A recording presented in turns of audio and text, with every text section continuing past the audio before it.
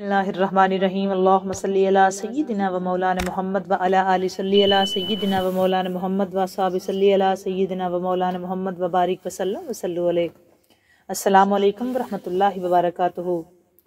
दोस्तों, आज ज़हूर मौला अब्बास अलैहिस्सलाम और हम बात करेंगे। आज चूँकि हमने तसलसल छोड़ा था इमाम हुसैन अलैहिस्सलाम के ज़हूर पाक का, और हम आज कोशिश करेंगे कि हम ये दोनों जश्न जो हैं वो मिल के पढ़ें और इसी तसलसल को फिर आगे लेके चलेंगे। आप सबको ढेरों ढेर मुबारकबाद कि इस मौला अब्बास के आने की आप सबको ढेरों ढेर मुबारकबाद। अल्लाह ताला इस मौला अब्बास के ज़हूर के सदके आप सबकी मुश्किलात को आसान फरमाए।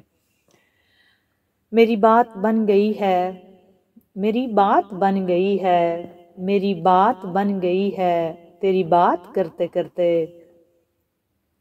मेरी बात बन गई है, मेरी बात बन गई है तेरी बात करते करते।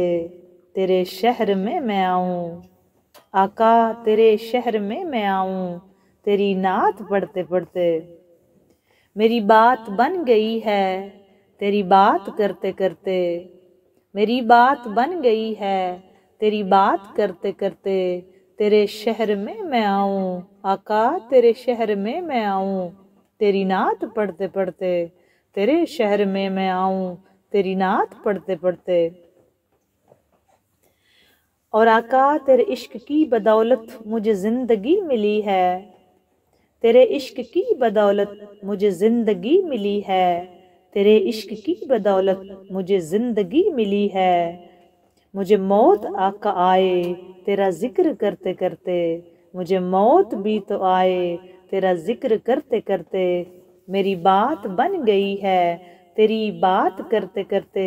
तेरे शहर में मैं आऊँ तेरी नात पढ़ते पढ़ते। तेरे शहर में मैं आऊँ तेरी नात पढ़ते पढ़ते। और किसी चीज़ की तलब है न है आरज़ू भी कोई, किसी चीज़ की तलब है न है आरज़ू भी कोई। किसी चीज़ की तलब है न है आरज़ू भी कोई। तूने इतना भर दिया है, तूने इतना भर दिया है कशकोल भरते भरते। तूने इतना भर दिया है कशकोल भरते भरते। मेरी बात बन गई है, तेरी बात करते करते। तेरे शहर में मैं आऊँ तेरी नात पढ़ते पढ़ते। किसी चीज़ की तलब है न है आरज़ू भी कोई। तूने इतना भर दिया है कशकोल भरते भरते। तेरे शहर में मैं आऊँ तेरी नात पढ़ते पढ़ते। तेरे शहर में मैं आऊँ तेरी नात पढ़ते पढ़ते। और मेरे सोने सोने घर में कभी रौनकें अता हों, मेरे सोने सोने घर में कभी रौनकें अता हों। मेरे सोने सोने घर में कभी रौनकें अता हों। मैं दीवाना हो गया हूँ तेरी राह तकते तकते। मैं दीवाना हो गया हूँ, मैं दीवाना हो गया हूँ तेरी राह तकते तकते। मेरे सोने सोने घर में कभी रौनकें अता कर।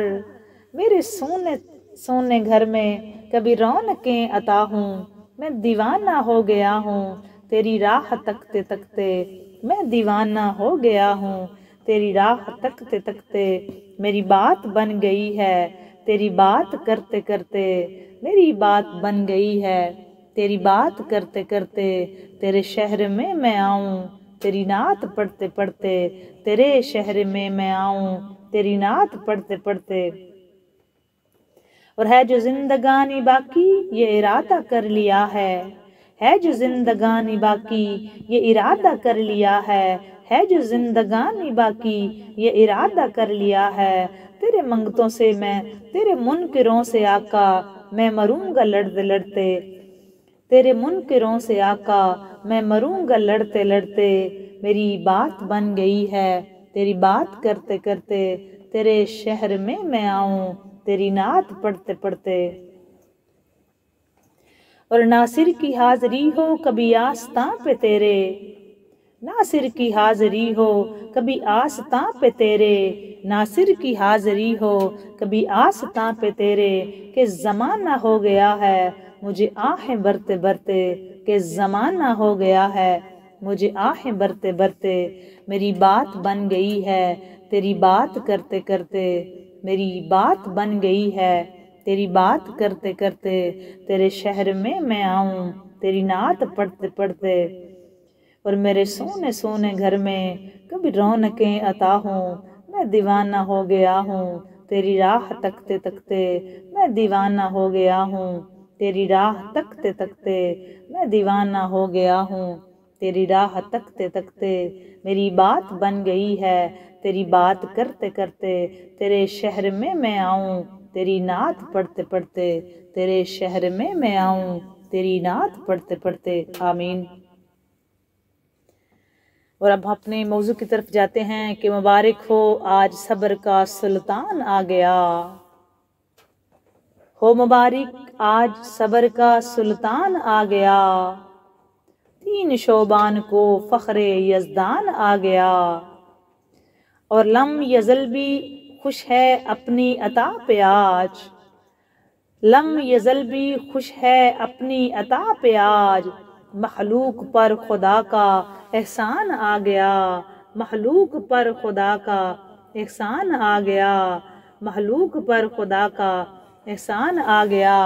اور دوسرے شہنشاہ جن کا ظہور ہے مولا عباس، ان کی بھی بات کرتے ہیں کہ عباس فخر ساقیے کوثر کا نام ہے، عباس فخر ساقیے کوثر کا نام ہے، عباس زور بازوے حیدر کا نام ہے، عباس فخر ساقیے کوثر کا نام ہے، عباس زور بازوے حیدر کا نام ہے، عباس امیر بنی ہاشم کا قمر ہے، عباس امیر بنی ہاشم کا قمر ہے، عباس فاطمہ کی دعاؤں کا ثمر ہے، عباس فاطمہ کی دعاؤں کا ثمر ہے، اور عباس جان شبر و شبیر ہے واللہ، عباس جان شبر و شبیر ہے واللہ، عباس شیر زینب دلگیر ہے واللہ، عباس جان شبر و شبیر ہے واللہ، عباس شیر زینب دلگیر ہے واللہ، عباس کاروان حسینی کا علمدار، عباس کاروان حسینی کا علمدار، عباس ہر حسینی کا مشکل میں مددگار، عباس ہر حسینی کا مشکل میں مددگار، عباس ہر حسینی کا مشکل میں مددگار، عباس ہر حسینی کا مشکل میں مددگار۔ اور جہاں سے ہم نے چھوڑا تھا وہاں سے تسلسل باندھتے ہیں، ہم نے امام حسین علیہ السلام کے ذکر پاک پہ چھوڑا تھا، وہاں پہ تسلسل، اس کے بعد مولا عباس کی بھی بات کریں گے، راہ عشق میں بھی انشاءاللہ تعالی ہم مولا عباس کے ظہور کی بات کریں گے۔ آپ سب کو دعوت ہے کہ آپ سب جڑے رہیں اور ضرور واچ کریں ویڈیوز، تاکہ آپ کا میرا ہم سب کا ایمان روشن ہو۔ حسین کون ہے؟ کہ حسین برج چشمے، حسین برج حشم کی رفت، حسین دستار مصطفیٰ ہے، حسین برج حشم کی رفت، حسین دستار مصطفیٰ ہے، حسین لہجہ ہاشمیہ، حسین گفتار مرتضیٰ ہے۔ پوچھتے ہیں نا لوگ کیوں جشن مناتے ہو، کون آئے، تو بتانا چاہتی ہوں کون حسین۔ حسین لہجہ ہاشمیہ، حسین گفتار مرتضیٰ ہے، اور حسین یزداں کی ہے مشیت، حسین یزداں کی رضا ہے، حسین یزداں کی ہے مشیت، حسین یزداں کی رضا ہے، حسین مقصود انبیاء کا، حسین مقصود و منتہا ہے، حسین مقصوم انبیاء کا، حسین مقصود و منتہا ہے، حسین کربل میں زائروں کا حرم ہے، مروہ کوہ صفا ہے، حسین کربل میں زائروں کا حرم ہے، مروہ کوہ صفا ہے، حسین اوتار مصطفیٰ ہے، حسین اوتار کبریا ہے، حسین امر جلی کا تیور، حسین یزداں کا رازداں ہے، حسین امر جلی کا تیور، حسین یزداں کا رازداں ہے،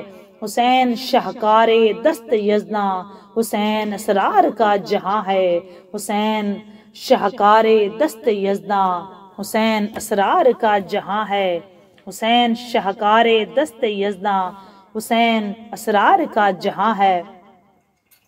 اور حسین دی کی حسین صورت، حسین دی کا شباب بھی ہے، حسین دی کی حسین صورت، حسین دی کا شباب بھی ہے۔ قرآن مکنون کبریا کا حسین متن و نصاب بھی ہے، قرآن مکنون کبریا کا حسین متن و نصاب بھی ہے۔ حسین نطق قرآن کا حاصل، حسین ناطق کتاب بھی ہے۔ اور ہر اعتراض کفر کا واللہ حسین اکمل جواب بھی ہے، ہر اعتراض کفر کا واللہ حسین اکمل جواب بھی ہے۔ حسین لطف و کرم کا منبع، حسین حق کا عتاب بھی ہے، حسین لطف و کرم کا منبع، حسین حق کا عتاب بھی ہے۔ اور عدوِ دی کے لیے اے ساجد حسین روز حساب بھی ہے۔ حسین کی منقبت کروں کیا، خدا بھی اس کا قصیدہ خواں ہے۔ حسین شاہکار دست یزداں، حسین اسرار کا جہاں ہے، حسین شاہکار دست یزداں، حسین اسرار کا جہاں ہے، حسین اسرار کا جہاں ہے۔ دوستو، آج کے دن 3 شعبان المعظم کو ظہور حضرت امام علی مقام امام حسین علیہ السلام، اور 4 شعبان کو ظہور حضرت مولا عباس۔ اور یہ بتانا چاہتی ہوں کہ 3 کو آنے والے بھی سردار ہیں، 4 کو آنے والے بھی سردار ہیں۔ خوش قسمتی ہے ہماری کہ ہم دونوں کا ذکر خیر کر رہے ہیں، دونوں کا ذکر پاک کر رہے ہیں۔ ہم ان کا ذکر خیر کر کے اپنے ہی مقدر کو جگاتے ہیں، اپنی قسمت کو جگاتے ہیں۔ اتنی بڑی ہستیاں، اتنے بڑے نام، اتنی رفتوں بلندیوں والی ہستیاں، ہم گناہگاروں پہ ان کی خاص نگاہ کرم ہے کہ ہم ان کا ذکر خیر کر کے اپنے ایمان کو تازہ کرتے ہیں، اپنا مقدر سنوارتے ہیں، اپنے گناہوں کی بخشش کا وسیلہ ڈھونڈتے ہیں۔ یہ بھی ان کی خاص عطا، خاص نگاہ کرم ہے کہ ہماری زبانوں پہ ان کا ذکر خیر ہے، ورنہ دوستو ان کا ذکر تو آج بھی ملائکہ بھی کرتے ہیں۔ ان کا ذکر تو آج ہر شے کر رہی ہے، جو چیز وجود رکھتی ہے وہ ان ہستیوں پہ آج بھی درود و سلام کے نذرانے پیش کرتی ہے۔ ہم گناہگاروں پہ تو ان کی خاص عطا ہے، یہ ان کی کریمیوں کا کرم ہے کہ ہم جیسے گناہگار آج ان کا ذکر خیر کرتے ہیں، تو یہ بھی کرم ہے سیدہ طیبہ طاہرہ کے لالوں کا کہ ہم ان کا ذکر کر کے اپنا ہی مقدر سنوارتے ہیں۔ دوستو، میں نے جہاں سے چھوڑا تھا وہاں سے کنٹینیو کرتے ہیں۔